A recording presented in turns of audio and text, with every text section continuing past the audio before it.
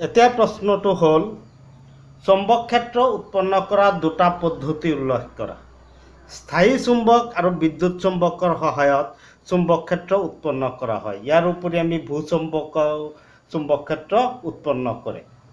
8 প্ৰশ্ন 8 সলেনয়েডে কেনেদৰে চুম্বকৰ দৰে আচৰণ কৰে? সলেনয়েডে কেনেদৰে চুম্বকৰ দৰে আচৰণ কৰে?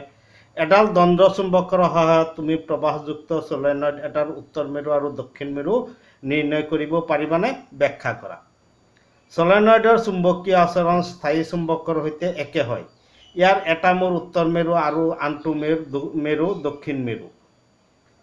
এতিয়া আমি সলেনয়েডৰ উত্তৰ আৰু দক্ষিণ মেৰু কেনেকৈ চিনাক্ত কৰিম? সলেনয়েড এটাৰ এটা মূৰলৈ চুম্বকৰ উত্তৰ মেৰু নিলে যদি আকৰ্ষণ হয় তেন্তে সলেনয়েডৰ এই মূৰটো দক্ষিণ মেৰু আৰু আনটো উত্তৰ মেৰু। কেনেকৈ দক্ষিণ মেৰু?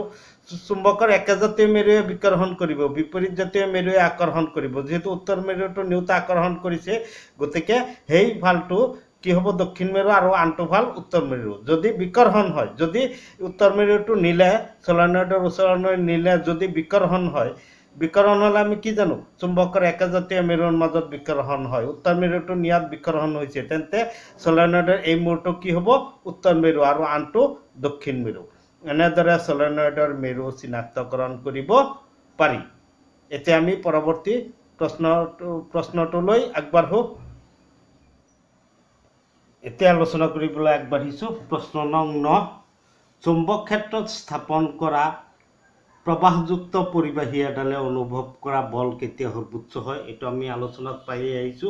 চুম্বক ক্ষেত্ৰ স্থাপন কৰা প্ৰবাহযুক্ত পৰিবাহীডালে যেতিয়া চুম্বক ক্ষেত্ৰৰ লম্ব হয় তেতিয়া পৰিবাহীডালে অনুভৱ কৰা বল সৰ্বোচ্চ হয়, অৰ্থাৎ পৰিবাহীডালত সৰ্বোচ্চ বল প্ৰয়োগ হয়। এতিয়া তাৰ পৰৱৰ্তী প্ৰশ্ন 10 নম্বৰ। ধৰা হওক তুমি কোঠা এটাত বেৰৰ ফালে পিঠি দি বহি আছা। এইটো তুমি বহি আছা, ধৰি লোৱা এইটো স্থানত। ইলেক্ট্ৰনৰ কিৰণ এটা পিছফালৰ বেৰৰ পৰা সন্মুখৰ বেৰলৈ, পিছফালৰ বেৰৰ পৰা সন্মুখৰ বেৰলৈ গতি কৰিছে, অনুভূমিকভাৱে আহিছে। এইটো ভূমিৰ সমান্তৰালকৈ গৈছে।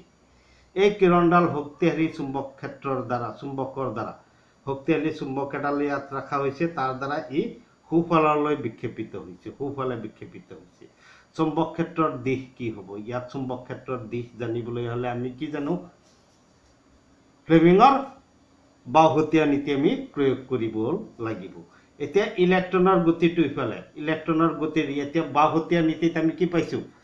প্ৰবাহ ক্ষেত্ৰ প্ৰযুক্ত বল। প্ৰবাহ এইটো ইলেক্ট্ৰনৰ গতি, হয়নে নহয়? ইলেক্ট্ৰনৰ গতিৰ পৰা কি আহিব? প্ৰবাহ। ইলেক্ট্ৰনৰ গতিৰ বিপৰীত দিশত প্ৰবাহ হ'ব, গতিকে এনেকৈ ইলেক্ট্ৰন গৈছে, প্ৰবাহৰ দিশটো এইটো হ'ব, হয়নে নহয়? তাৰপিছত এইটো হৈছে বলৰ দিশ। এতিয়া ইলেক্ট্ৰনৰ ওপৰত কোনফালে বল প্ৰয়োগ হৈছে? এইফালে বল প্ৰয়োগ হৈছে। এতিয়া এইটো আঙুলি কোনটো দিশত আছে?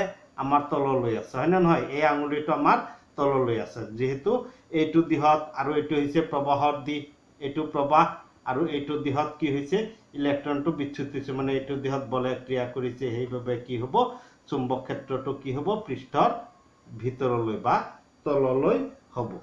এতিয়া আমি ইয়াত কি লিখিব লাগিব? ফ্লেমিঙৰ বাওহতীয়া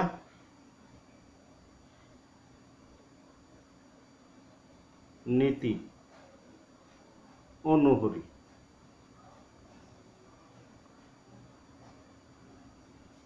ফ্লেমিঙৰ বাওহতীয়া নীতি অনুসৰি কি পালো আমি? ইয়াত চুম্বক ক্ষেত্ৰৰ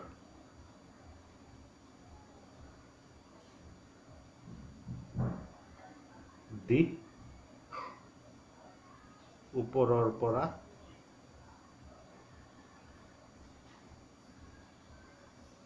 তললৈ আছে। ইয়াত চুম্বক ক্ষেত্ৰৰ দিশটো কি আছে? ওপৰৰ পৰা তললৈ। ওপৰত উত্তৰ মেৰু, তলত কি আছে? দক্ষিণ মেৰুটো আছে, আৰু চুম্বক ক্ষেত্ৰৰ দিশটো ওপৰৰ পৰা তললৈ হ'ব। এতিয়া আমি পৰৱৰ্তী ভিডিঅ'ত বাকী প্ৰশ্ন উত্তৰখিনি আলোচনা আগবঢ়াই আছো। মৰমৰ ছাত্ৰ ছাত্ৰীসকল, তোমালোকে ভিডিঅ'টো চাই ভাল লাগিছে যদি চেনেলটো ছাবস্ক্ৰাইব কৰি লোৱা আৰু ভিডিঅ'টো যিমান পাৰা শ্বেয়াৰ কৰা। তোমালোকৰ অধিক কিবা জানিবলগীয়া থাকিলে কমেণ্ট কৰিব পাৰা।